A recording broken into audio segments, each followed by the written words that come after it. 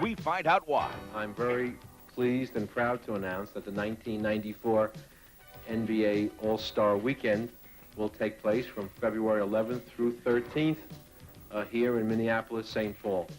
The Timberwolves will be the last of the 4 NBA expansion teams to host All-Star Weekend. Meanwhile, David Robinson underwent surgery to repair a torn ligament in his left hand and will be out the next 6 weeks.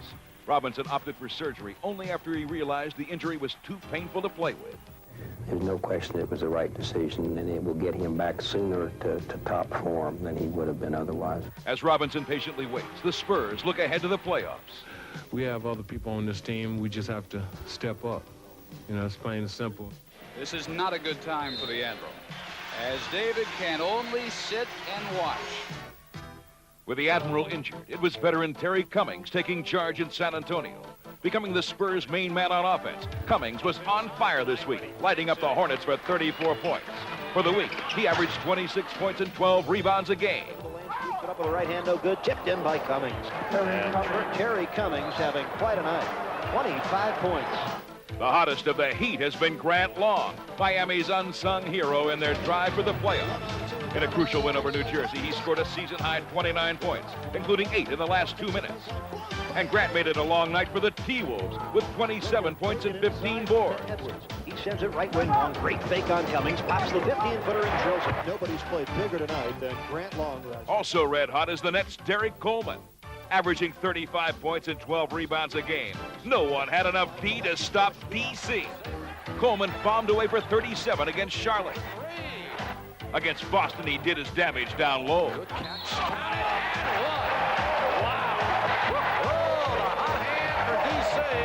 Amazing how he can score. He's become. Next on NBA Action, we'll take an inside look at the impact of former CBA players. Everybody's goal is to make it to the NBA.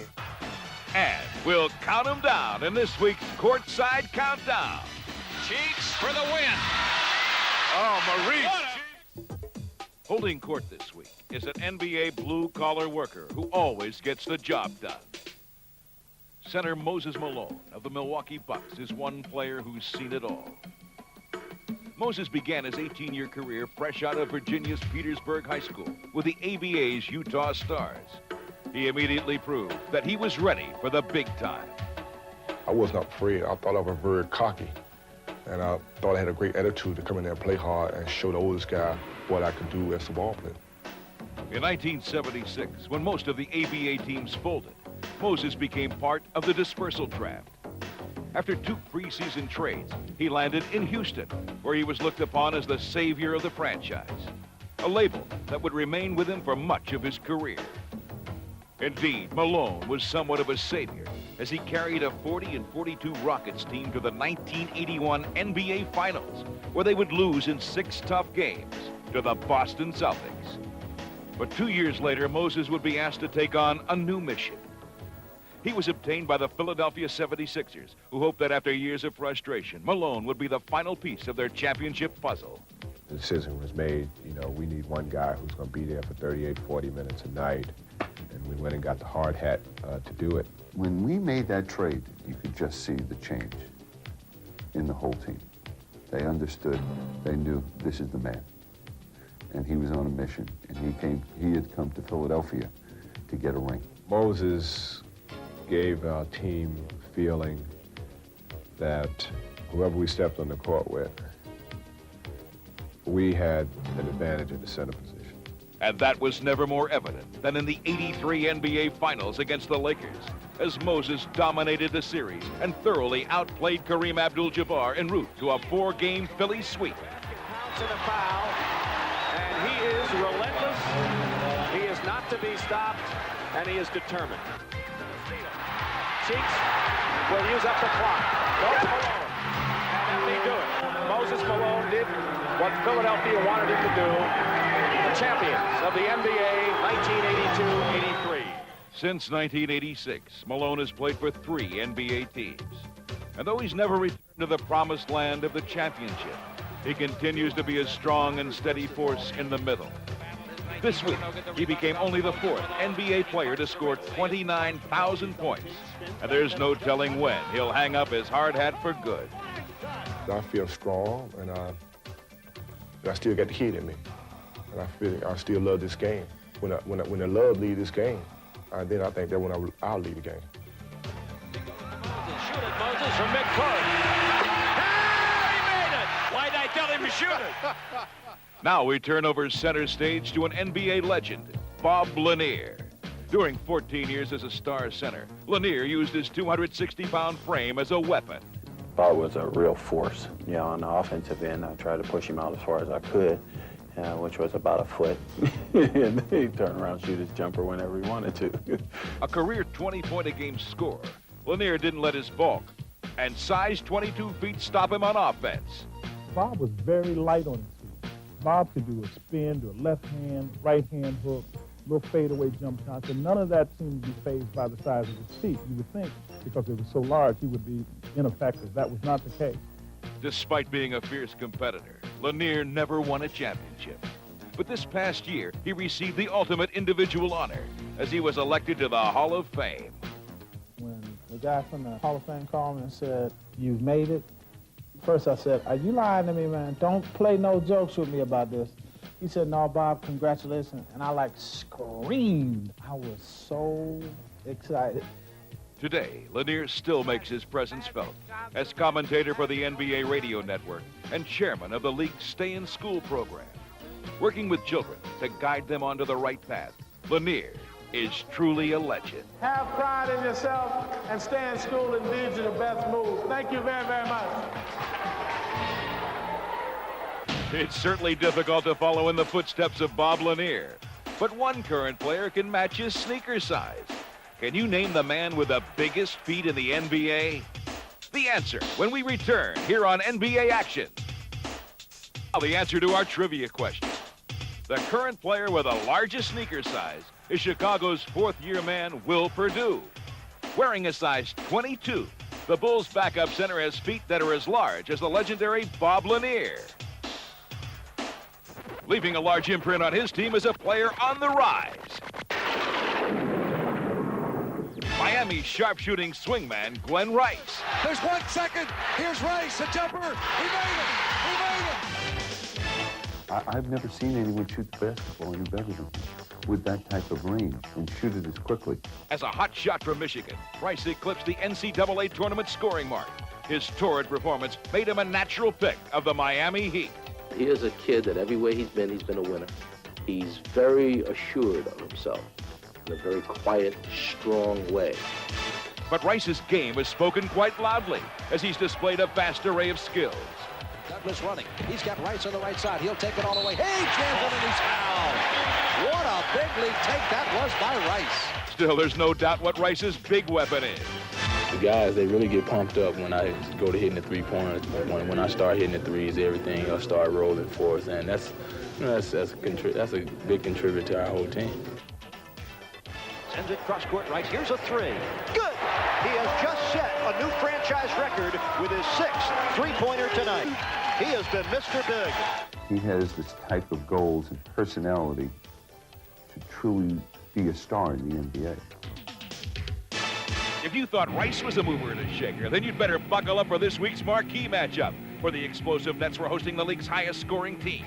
And early on, it was clear that it was going to be a wild one. It's like a fast-pitch tennis match. This game is being played in fast forward. What a pace. They just keep coming at you. You've got to keep pace, and it is very, very difficult to do over 48 minutes. What a game. What a game. If you had time to catch your breath, you would have realized that the Nets were playing the Warriors game and keeping pace, but Golden State kept coming. Very, very fast indeed. Scoring first half indeed. And the team's going to the locker room, and the Nets leading the Golden State Warriors 73-69. The points kept piling up in the second half as Mookie Blaylock notched his season high, while Tim Hardaway and Sarunas Marciulionis countered with their individual brilliance. Here's Marciulionis again, this time against Morris. What a step. But that's just how good Sarunas Marciulionis is. Hardaway for three. Now the challenge. 3, 2, 1. Mookie got it. Wow! momentum began to swing in New Jersey's favor as they got some support from some unlikely sources. Oh, what a block. Dudley on the foul. Just great job. And Terry Mills for three, but still a long way to go. Down by 7 with 55 seconds left. The Warriors wouldn't quit. Keep coming, don't they? That's by three. Hardaway, 6 seconds. Hardaway for three. Oh, he got it! Tim Hardaway has tied this ball game up. Wow! Hardaway's dramatic jumper sent the game into overtime. And in the extra period, Golden State dominated. It is getting away from the Nets with 1:08 remaining in overtime. So we never quit on ourselves or the coach, and that's what makes us so good. But only the very best show up on In Your Face.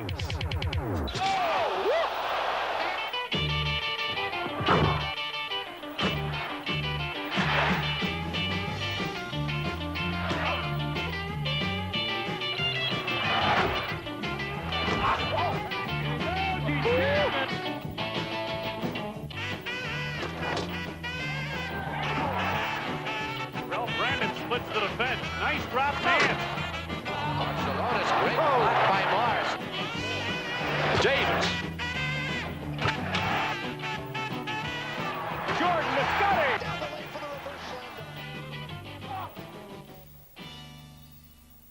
And now an inside look at the players whose career path to the NBA didn't come without a struggle. The Continental Basketball Association is a league comprised of many hungry players, eager to make it to the big time of the NBA. They play every night under heavy scrutiny. These guys are playing in front of scouts, and they're playing in front of the NBA, and they're playing for a shot at coming to the NBA, and they understand that. That's why we're here. We send up about 30 guys a year. And sometimes their dreams go beyond just making it to the NBA. There are several players making big contributions to their teams, and none greater than the New York Knicks' John Starks and Anthony Mason. I think me and Anthony is showing that, you know, that your dreams is not cut short when you're down in CBA. You know, you just got to keep working hard and you'll get back up there. Starks off a gorgeous lead from Mason. In Golden State, 2 former CBA teammates, Vincent Askew and Mario Elie, have resurfaced together with the Warriors. That CBA connection coming through again for the Warriors. I'm up here now. I want to stay up there, and I want to prove to these people, you know, I can play a little bit. Another CBA refugee now plays a vital role for the Boston Celtics, swingman Kevin Gamble. The biggest difference is being prepared. You have to be prepared every game. You have to take the big shot. And now Gamble for Bagley, looking to tie it. Here's Gamble. Yes! Off the buzzer! Providing a Cinderella CBA story is Tony Campbell, who earned a championship ring with the Lakers after spending a season with the Albany Patroons. Campbell is now the leading scorer for the Minnesota Timberwolves and showing he belongs in the NBA. Tony down the lane, drives, layup is good. A swirling, twirling Tony Campbell. You know, the Timberwolves right now need my scoring. I think the Timberwolves need a lot of things from me. Show some kind of leadership, and that's nice. And you know, that's a challenge for me. Perhaps the best CBA success story comes in the smallest package. Though he showed promise as a rookie, Michael Adams definitely had his share of critics. This guy's got to get his act together. He needs to go back to the CBA. That did nothing but motivate me when I went to the CBA, because when somebody tells you can't do anything, you want to go out and prove them wrong. Adams has proven everyone wrong, as he was named CBA Rookie of the Year and has come full circle as an NBA All-Star. Gotta believe in Michael Adams, that's for sure. He's been phenomenal. All the doubters already know that I'm still playing in this league, and I'm still here. And as we see in our magic moments, players aren't the only ones making an impact in the NBA. Consider the case of Phil Jackson. There really is a lot of cross-pollination in the coaching ranks, and Phil's definitely the most famous. Jackson began his coaching career in the CBA as he led the Albany Patroons to a title in 1984. Came together as one unit, and they show what they can do tonight by reassembling. Thank you, Patroons. Hired as a Bulls assistant, Jackson waited for his chance to be the man in charge. We had a situation where I felt that a change had to be made, and Phil was a guy I wanted from the get-go, and we never discussed anybody else but Phil. In only his second year as head coach, Jackson led the Bulls to their first finals appearance. Now remember the energy that got us here. We got to rebuild the momentum as you guys had your little thing. We got about half an hour here with the momentum. Under their coach's leadership, the Bulls played with focused intensity. Tighten up. That's the term. Just tighten up a little bit. The Bulls would execute to perfection in the 91 finals, making Jackson the only coach to win titles in both the CBA and the NBA. Don't count us out just yet. We've still got the top 10 plays of the week. 5, 4, 3, 2, 1. In our courtside countdown, number 10, Charles Barkley leaves his mark on Eaton with a 4-point play. Barkley backs off, and there's Eaton right in his face. He's fouled, and it's a three. It's a possible 4. Oh, boy. At number 9, check out this fadeaway by Tim Hardaway. Shot by Hardaway. He just gave it up. He was dead.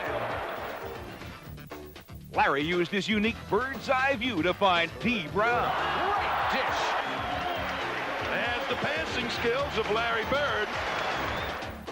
Shaking off 2 bullets, Ramil Robinson shoots his way out of a corner. Robinson off the bailout. What a shot. Unbelievable. Fall away fade. High archer. Twine. Also finding the twine was B.J. Armstrong. Yes! Yes! Yes! 45 feet away, B.J. Armstrong. At number 5, the Cavs' Steve Kerr twisting, turning, scooping, and hitting. Leaning, tough shot, got it at buzzer. Cavaliers have almost doubled up the Magic in the first quarter, and it's been very easy. Sir Charles is king of the countdown this week, making it a second time. Throw it up and a count. If it goes, give it to him. Boy, he can improvise, I'll tell you. Larry Nance was in the face of Stanley Roberts. Oh, Nance. Yikes. Man, that hurt me. I'm sitting over here. Number 2, Danny Manning had just the right touch for the Clippers. Oh, look at the pass by Manning.